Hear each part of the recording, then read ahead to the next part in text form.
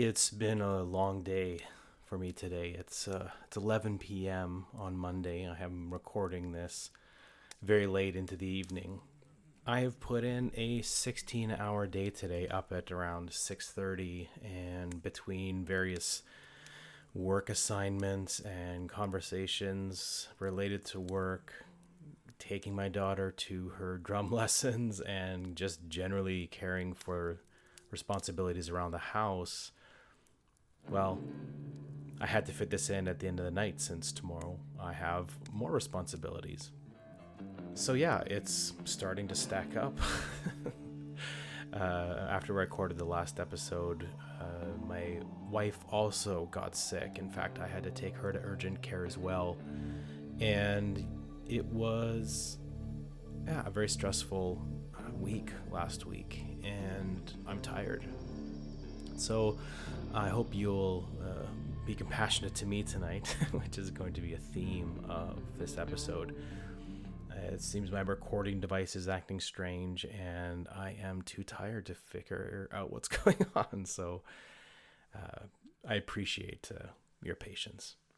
Well, last episode I mentioned that Vancouver hasn't changed, that I had changed. And I read an article recently in the news, this is a couple of days ago, and realized that there were some more changes beyond the traffic and housing prices.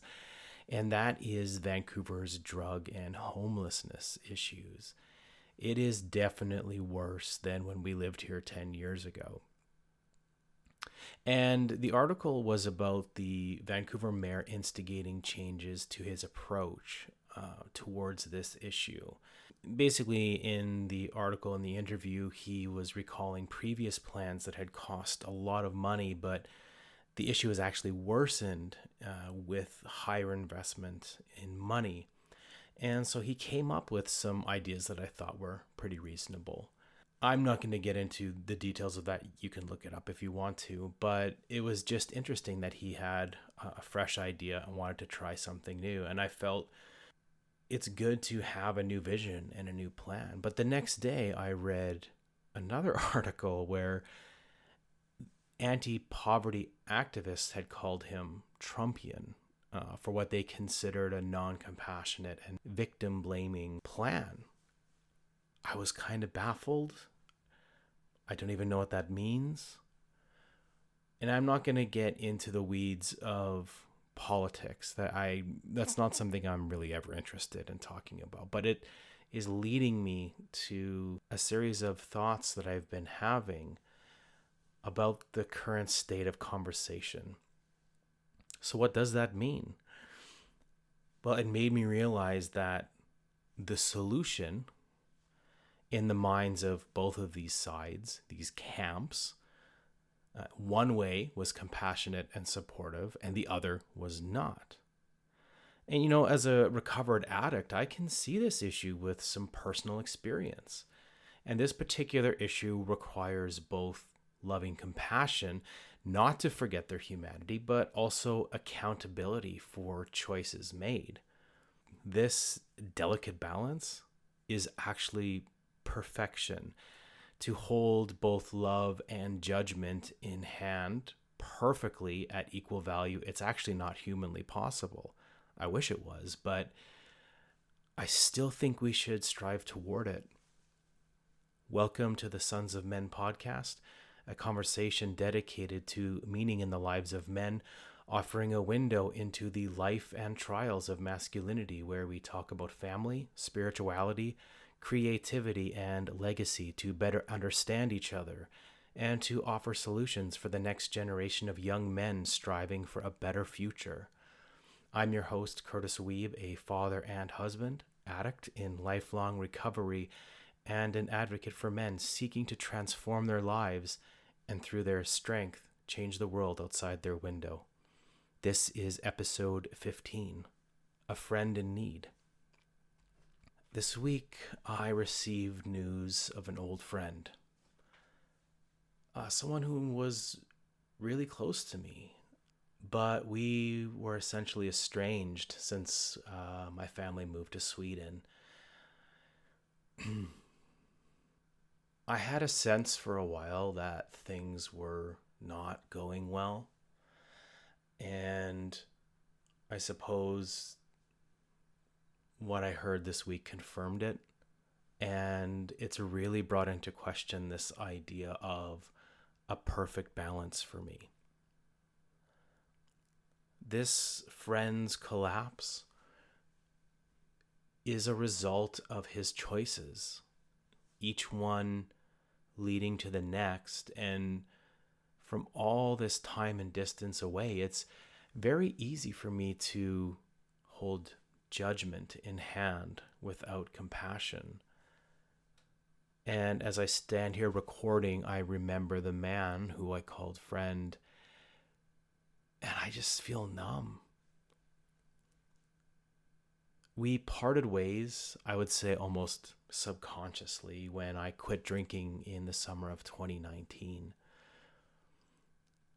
I think it was a pretty integral part of our friendship.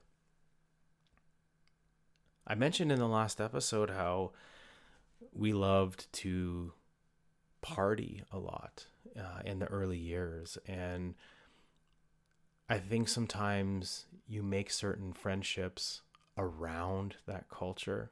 And I think that very topic was explored last episode. And I think it's really wild that I'm being confronted with this week. It's strange to see it now. I can look back to that summer and carve out a potential future where I never stopped drinking and I let that spiritual affliction bring me to total ruin. And I think that's potentially why part of me is ashamed of him. I see as many similarities as I do differences to the man I once was.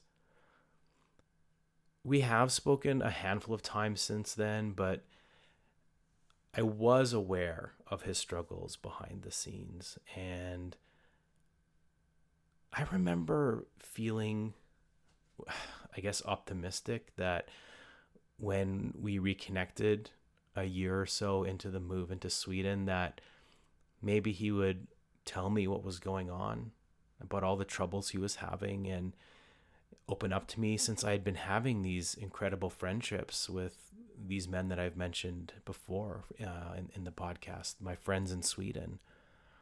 I was genuinely disappointed would be an understatement, that he didn't let this mask down at all. He acted as though everything was fine. He was telling me stories about various aspects of his life, and I knew better. I knew the truth. I knew what was really going on. And the fact that he acted like none of it was real, that, I guess, that dishonesty, I felt betrayed.